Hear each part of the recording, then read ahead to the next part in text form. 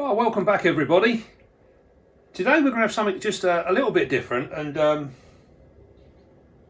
yes, it's a bit like a guilty pleasure this. Today we are going to look at the Wonderfull. Can't remember the last bit. Portentosa. The Madagascan Giant Hissing Cockroach. Now then, as with most people, they get a couple of these guys with the intention of feeding them to something. But unless you feed it very, very quickly, you soon become very attached to it. And before you know it, it becomes part of the collection, and now you've got a pet cockroach. I don't suppose you guys ever thought you'd see this with me, but I have actually got a few pet cockroaches now. So now I'm going to show you how I look after them and what we do with them. Because we don't feed them to anything. So without further ado, we're going to do a little setup, and we'll run through the husbandry of these amazing creatures. These really are fantastic creatures, and they're an ideal first pet for youngsters. Anyone who's wanting to get into inverts and things like that, because you can play around with them and you can do different things and generally muck around, and they are really, really fun, and they're fascinating things to watch. So I've had mine in this tub. And out of interest, these guys will climb the plastic. None of the other cockroaches that we keep, like the red runners or the Dubai roaches, none of those climb the tubs. These guys can, and they do. So what we're going to do, they're kept totally different to the other roaches. We'll run through that now. So what we're going to do, we're going to take them off of there, and we've got an old glass fish tank here, an old aquarium, and as you'll remember, I'm not a lover of glass tanks, but like everything, they do have their place.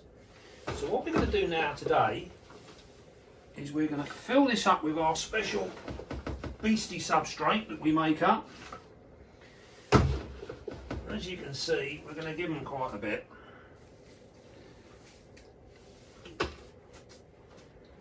Now, with all the other roaches, they don't like the dampness.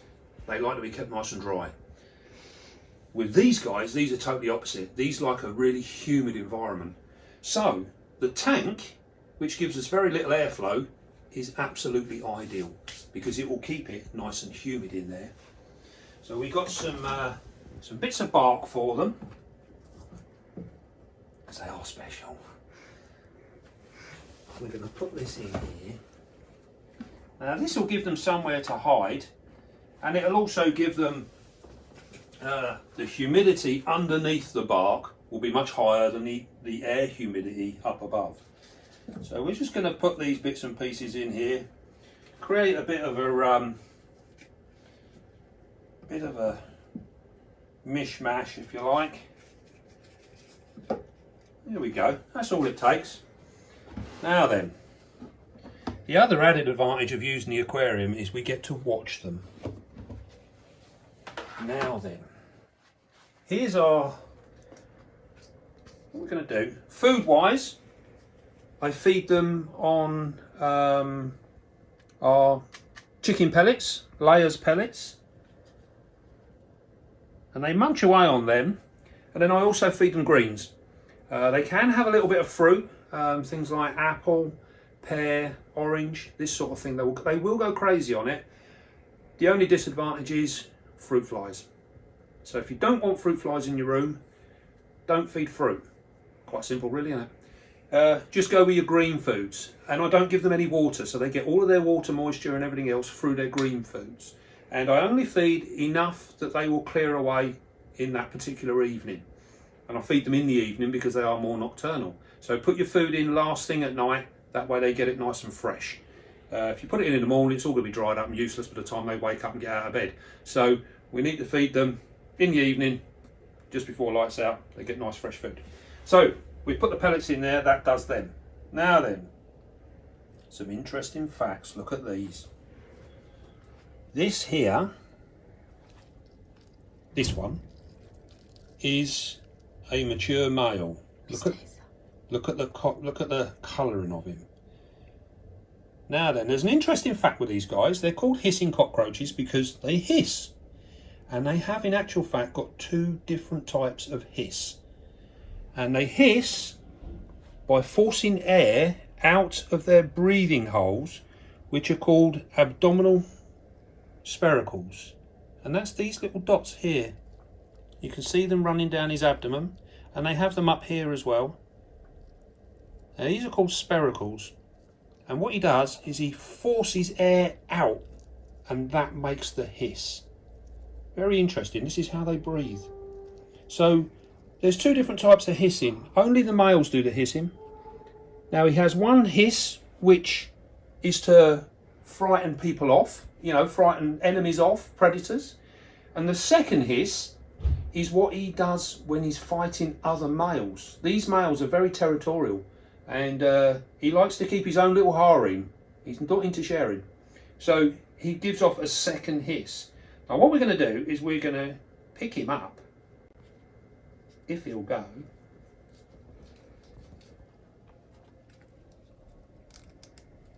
Here we go. And here we are. We got him here. Now as you can see, what an absolutely wonderful creature that is. Absolutely stunning. You can see the colouring and everything else. And as you can see there's no danger. Very, very friendly. This guy is so tame he don't even hiss anymore. Oi, wakey, wakey. Are you going to hiss? No. He says, no, I'm not. Look at that. This is the problem in the beastie room. Everything is so well behaved, we can't even get our hissing cockroaches to hiss. Oi, you're on film. Do your stuff. No, he's not going to do it. We've got the only mute hissing cockroaches. Can you... Well, luckily, they do bounce well. They're very, very hard. And you also notice here, this is an adult male. And look at the horns on his head. This is another way that shows that it's a male. His size shows that he's a male as well. Males grow up to about 7.5 centimetres. Now the life cycle on these, they go through around 7 molts to hit maturity. And this can take around about 7 months at normal growing space, normal growing time. What we'll do is we'll see if we can't find a female. Here's a female. Here's a female. Yes, that's a female. Now, if you look at the antenna, she's got very, very slender antenna. His are quite thick and bushy. There's another way you can tell them aside. You also see the difference in the colour. She has the ventrals as well, because this is obviously where she breathes from, but she doesn't really hiss like he does, or didn't. Yeah, so there you go. Now these guys like it quite warm, and they do like it very humid.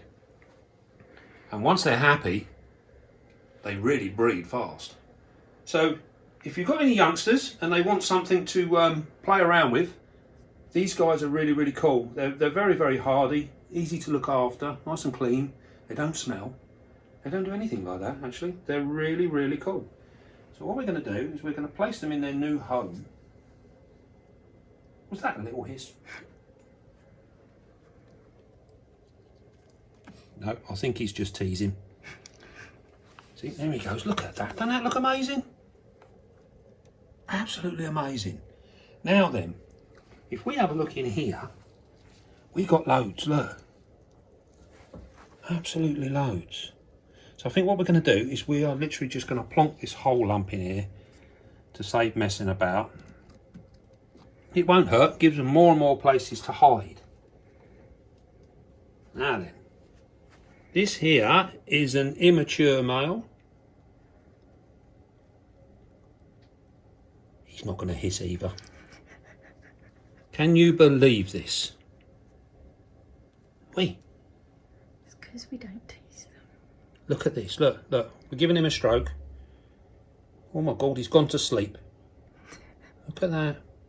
You can see the spiracles there, really, really obvious. What a lovely thing they are. Right, you're not going to hiss, go on. In you go. Now then. These are sub-adults. Such crazy things. Oh my God, look at this. Look at them all. Fabulous. Fabulous.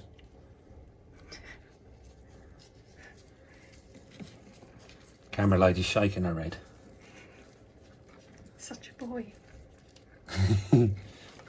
Look at them all. Look. Oh, they're so cool. Come on, off you get. Another thing there, you notice, look. All them. What is it? Don't really go a bundle on these, but they're in here by the million. Right, here we got a freshly molted one. So if you see this in your little colony, they come out pure white. And this is because he hasn't quite hardened up yet. And you can see he's exactly the same as the others. You can see his abdominal sphericals there. They still show up. You can almost see through his body as well. You can see his gut and everything down here. It's almost like translucent. Let me see his face. And if we go around and get the front of him, we'll see his eyes. Nice jet black eyes, lovely long antenna. He's cute, isn't he, eh? There you go. Right, we'll pop him back in. So they're when they're like that, they're really open to predation. So they've not got any real protection. So that'll take them a little while to harden up. So when you'll normally find them, they'll be buried deep underneath a bit of log or whatever, hiding basically. So yeah, that's them. Right, I think, here, look, these climb glass as well, as we can see. Look at that. He ran straight down there like it was nothing in it. Right then. Oh, crikey, there's more. There's loads. Right. Here we go, some more grown-ons. Now there will be a bit of action here. This is a young male, look at that. See the horns on him? See the colouring difference? This is a young female. That's a young male. See the difference in the horns?